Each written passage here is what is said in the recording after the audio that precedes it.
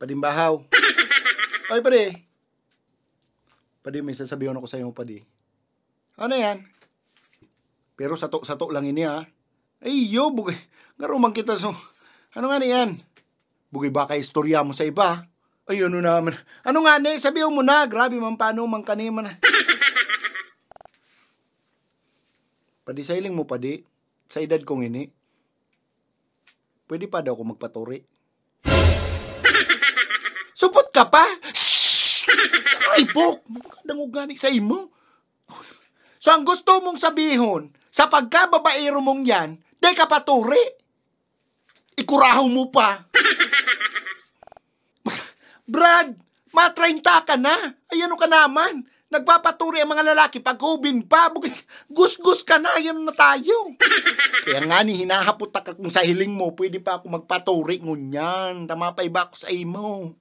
Bugay ni mapay ba ka pa sa araw mo pa di. Sa edad mong yan. Bugay, makunat na yan. Di na yung kaya kang barabastang babad lang sa salog. Dapat dyan gaana para maglumoy. Grabe ka naman sa gaanan na. Una mo digdi sa ano ko, bangi.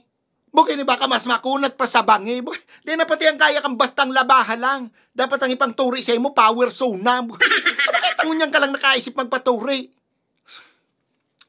Iyota, hinaharabuan ako ng mga babayi.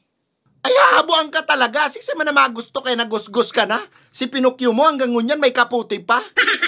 Auta naman sa ibang bansa, di mo baga nagpapaturi ang mga tao. Well, mayo ka sa ibang bansa. Yaong ka sa Pilipinas. Kultura yan ka mga Pilipino. Magiging tunay na lalaki ka sana, pagturi ka na. Kaya nga, nibahan mo ako tama, pabaak na ako ngunyan. Daw ka pa ka mga tropa tambakla. So mga bakla nga ni nagpatururi, ikalugod na lalaki dahil kapaturi, ay ano ka naman. Mana tayo banta ka kay Pay Umping. Gusgus ka na, putsulo ka pa. Magyana. Bugay baka atyang kaya, padismayo ka pa kaya na. Mali na. Mana.